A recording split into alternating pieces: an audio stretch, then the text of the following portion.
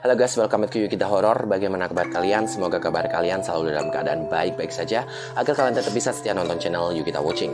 Untuk yang baru join, salam kenal, nama aku Yuki. Klik tombol subscribe-nya. Dan untuk kalian yang mau follow Yuki di Instagram juga bisa banget. Silahkan follow Instagram di bawah ini, Yukimon the DJ. Malam kali ini kita akan membahas tentang salah satu kasus yang ada di Indonesia. Mungkin kalau kalian pernah dengar kasus tentang Junko Furuta yang pernah ada di Jepang. Salah satu seorang wanita yang pernah diperkosa, diculik, lalu dia sampai bertahan 44 hari hingga dia akhirnya meninggal. Di Indonesia juga punya kasus yang sangat serupa, yaitu tentang kasus Sam Kuning. Sam Kuning merupakan sebuah kasus pemerkosaan pada masa Orde Baru yang menimpa seorang wanita bernama Sumarijem. Kasus tersebut terjadi di Yogyakarta pada tanggal 20 September di tahun 1970. Kala itu, Sumarijem yang masih berusia 17 tahun diculik oleh 4 orang yang mengendarai sebuah mobil dan kemudian terjadi tindak pemerkosaan. Meskipun hasil persidangan menetapkan 2 orang tersangka, kasus tersebut hingga saat ini masih menjadi sebuah misteri. Lantas, bagaimana kasus misteri dari seorang penjual telur yang bernama Sumarijem tersebut? Langsung saja, tak usah berlama-lama, let's start. Ice cream, you scream, Yukita Horror.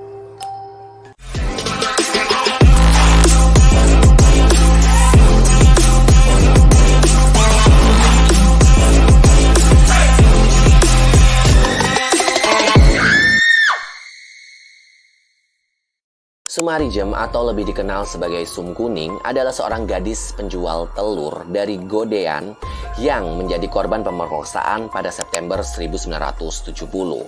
Ia diperkosa oleh sekelompok pemuda yang diduga sebagai anak seorang tokoh masyarakat di kota Yogyakarta. Ia lahir pada tahun 1952 atau 1953, Yogyakarta, Daerah Istimewa Yogyakarta, Indonesia. Pada tanggal 20 September di tahun 1970, Sumarijem pulang terlambat dari biasanya karena disibukkan dengan urusan bisnisnya. Akibatnya, ia tidak dapat menaiki bis kota karena sudah menunjukkan pukul 17 waktu setempat. Sum kemudian berinisiatif untuk berjalan ke arah utara, melewati Jalan Patuk menuju Jalan Ngupasan untuk menunggu bis kota. Sampainya di sana, ternyata bis kota yang menuju ke arah Godean tak kunjung datang. Ia pun melanjutkan perjalanannya dengan penuh rasa was-was karena suasana sudah mulai gelap. Ketika melintas di timur asrama polisi Patuk, sebuah mobil menghadang perjalanannya. Tiba-tiba beberapa pemuda dengan rambut gondrong turun dari mobil dan membawa Sumarijem secara paksa. Tanpa orang, olehnya pemuda-pemuda gondrong turun dari mobil itu dan dengan paksa menarik Sumarijem untuk masuk ke mobil. Ia berusaha dengan sekuat tenaga menolak paksaan berandal-berandal itu, namun tak berhasil. Ungkap Kamat Jaya dan kawan-kawan dalam buku Sum Kuning, korban penculikan pemerkosaan di tahun 1971. Mobil itu kemudian mengitari jalan Diponegoro dan menuju ke Bumijo. Ia di dalam mobil mendapatkan ancaman dengan ditempelkannya pisau belati di lehernya. Sumarijem kemudian dibius dan nyaris tak sadarkan diri. Dalam kondisi setengah sadar, Sumarijem mengingatkan bahwa terdapat sebuah kain yang disekapkan ke dalam alat vitalnya. Di dalam mobil tersebut, Sumarijem diperkosa oleh para pemuda tersebut secara bergiliran. Naasnya lagi, uang hasil jualan yang jumlahnya sebesar Rp4.650 juga ikut diambil. Jadi pada tahun saat itu tuh uang segitu tuh udah banyak, gengs. Dalam kondisi setengah sadar, lelah, didera kesakitan fisik dan psikis, Sum digorong keluar mobil. Ternyata Sum dibuang di pinggir jalan raya Wates Purworejo, tepatnya di daerah Palem Gurih, Gamping, Sleman, sekitar 5 km barat kota Jogja. Rangkum dari Aloysius Sony BL de Roseri dalam buku Elegi Penegakan Hukum Kisah Sum Kuning, Prita hingga Janda Pahlawan di tahun 2010. Setelah memuaskan nafsu birahinya, para pemuda tersebut kemudian menurunkan Sumarijem di tepi jalan Wates Purworejo, daerah Gamping. Saat diturunkan di tepi jalan, kondisi jalanan tersebut itu masih dalam keadaan gelap gulita. Ia pun berjalan dengan penuh tertati-tati menuju ke kota Yogyakarta. Dengan sisa uangnya yang hanya Rp100, Sumarijem menghentikan becak dan minta diantarkan ke salah satu langganannya yang bernama Nyonya Sulardi di Bumijo. Sesampainya di sana, kondisi Sumarijem memprihatinkan karena kain yang ada di dalam tubuhnya itu berlumuran darah. Nah, sampai saat ini mungkin kalian masih memang sudah pernah mendengar tentang kisah Sum Kuning ini? Kalian bisa tuliskan di kolom komentar. Next. Ketika berada di rumah Nyonya Sulardi, Sum menangis dengan sangat-sangat kencang hingga terdengar sampai ke tetangga Nyonya Sulardi. Kebetulan Nyonya Sulardi ini tuh bertetangga dekat dengan Tut Sugiarto, wartawan Minggu Pagi. Tut kemudian menghubungi rekannya yang bernama Imam Sutrisno, wartawan Kedaulatan Rakyat.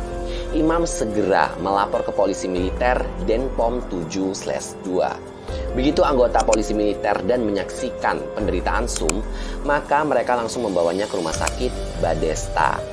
Di dalam perjalanannya, Sum juga menunjukkan di mana tempat ia diculik oleh gerombolan pemuda gondrong tersebut. Seminggu berselang, tepatnya pada tanggal 28 September di tahun 1970, tersiar bahwa para pemerkosa akan diarak.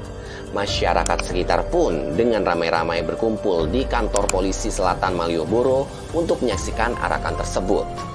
Sayangnya pada hari tersebut tidak terjadi apa-apa, yang berarti para penculik ini dan pemerkosa belum juga ditangkap.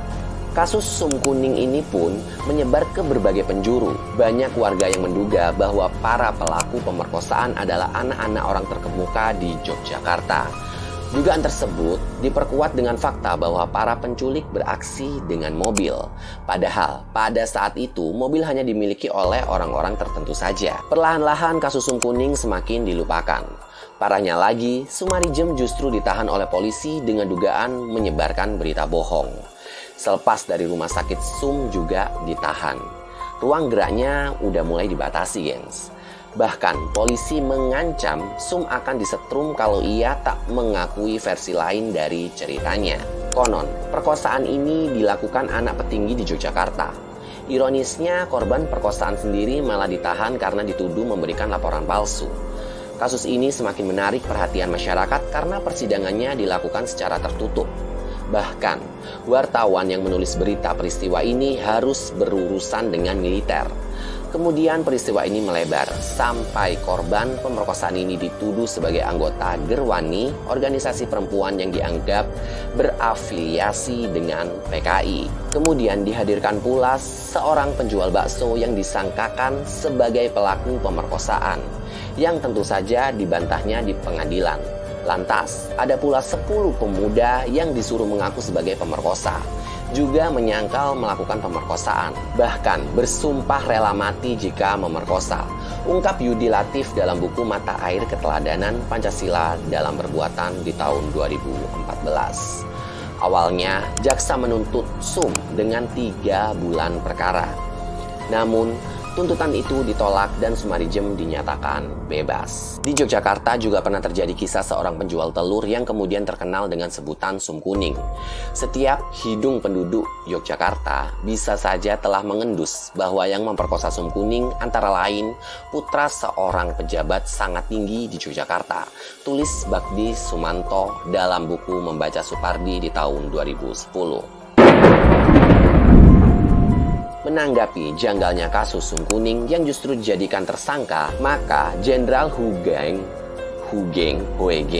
Imam Santoso ikut turun tangan dan membentuk tim khusus yang diberi nama Tim Pemeriksa Sum Kuning yang diketuai oleh Kadapol 9 Jawa Tengah Suwarjono. Perlu diketahui bahwa kita tidak gentar menghadapi orang-orang gede siapapun. Kita hanya takut kepada Tuhan Yang Maha Esa. Jadi, walaupun keluarga sendiri kalau salah tetap kita tindak. Geraklah the sooner the better, ungkap Hoegeng sebagaimana ditulis Aris Santoso dan kawan-kawan dalam buku Hoegeng, Oase Menyejukkan di Tengah Perilaku Koruptif Para Pemimpin Bangsa di tahun 2009. Pada kasus tersebut, Hoegeng memiliki keyakinan bahwa pelaku berasal dari anak orang terpandang di Yogyakarta, bukan orang biasa seperti yang diutarakan oleh polisi Yogyakarta. Pada bulan yang sama, Hoegeng memberitahukan perkembangan kasus Sum Kuning kepada Presiden Soeharto. Sayangnya, Presiden Soeharto terlihat tidak tertarik dengan kasus tersebut dan justru menginstruksikan kasus tersebut ditangani oleh Komando Operasi Pemulihan Keamanan dan Ketertiban Kop Kamtib. Sikap Soeharto tersebut cukup janggal karena kasus tersebut bukan hanya kasus kriminal biasa. Sebelum Sum Kuning terungkap, justru Jenderal Hu Geng dicopot dari jabatannya sebagai Kapolri pada 2 Oktober 1971 bersamaan dengan hilangnya Gaung dari kasus Sum Kuning. Harapan saya agar urusan Polri tidak dicampur tangani pihak lain menjadi memprihatinkan dalam penanganan kasus Sum Kuning di Jogja. Penanganan kasus itu menjadi pertanda buruk bahwa mustahil dalam waktu dekat semua fungsi polisional diserahkan kepada Polri. Tutup Hu Geng sebagaimana ditulis Abrar Yusra dan Ramadan KH dalam buku Hu Geng Polisi Idaman dan Kenyataan di tahun 1993. Menurut kalian kasus ini emang agak sama nggak sih sama dengan kasus Junko Furuta yang dimana terlibat juga seorang Yakuza di Jepang. Kalau ini kan bedanya di Indonesia, jadi nggak ada Yakuza. Jadi adanya tuh kayak pejabat-pejabat tinggi. Kalau menurut kalian gimana? Tuliskan di kolom komentar. Next. Setelah 2 tahun berselang, polisi menetapkan 10 orang tersangka kasus pemerkosaan terhadap Sumarijem. Namun, perkembangan kasus tersebut tidak membuat publik puas. Pasalnya, orang-orang yang ditetapkan jadi tersangka berprofesi sebagai seorang penjual sate dan kebanyakan adalah mahasiswa. Para tersangka ini mangkir dari pengadilan jaksa karena mereka merasa bukanlah pelaku pemerkosa Sumarijem. Selanjutnya, jaksa menetapkan 7 dari 10 orang tersebut sebagai tersangka dan statusnya naik menjadi seorang terdakwa. Di persidangan, para terdakwa menyangkal semua tuduhan dari jaksa karena mereka ya bukan pelakunya. Publik juga digegerkan dengan tidak sinkronnya antara pernyataan jaksa dengan Sumarijem selaku korban. Jika Sumarijem menyatakan bahwa dirinya diperkosa oleh 4 orang di atas mobil, justru jaksa menyatakan bahwa pemerkosaan terjadi di rumah sewa di kawasan Klaten dan dilakukan oleh 7 pemuda. Dalam perkembangannya, hanya 2 tersangka yang ditetapkan sebagai pelaku dan dijatuhi hukuman 4,5 tahun penjara. Sedangkan sisanya dibebaskan karena kurangnya bukti-bukti pendukung. Hingga kini, tersangka di balik kasus pemerkosaan terhadap Sumarijem masih menjadi sebuah misteri. Kasus ini juga menambah rentetan kelamnya penegakan hukum yang ada di Indonesia pada masa Orde Baru. Jadi jangan kaget kalau akhir-akhir ini ada kasus atau tindakan kurang adil di dalam penegakan hukum di Indonesia, karena di zaman dulu aja sudah kita tahu sendiri memang ada. Menurut kalian bagaimana tentang kasus Sum Kuning ini? Apakah tersangka memang benar-benar dari orang terkemuka? Kalian bisa tuliskan di kolom komentar. Atau mungkin kalian memang ada yang tidak setuju dengan 2 orang tadi yang sudah menjadi tersangka di penjara hanya cuman 4,5 tahun saja. Kalian juga bisa tuliskan di kolom komentar.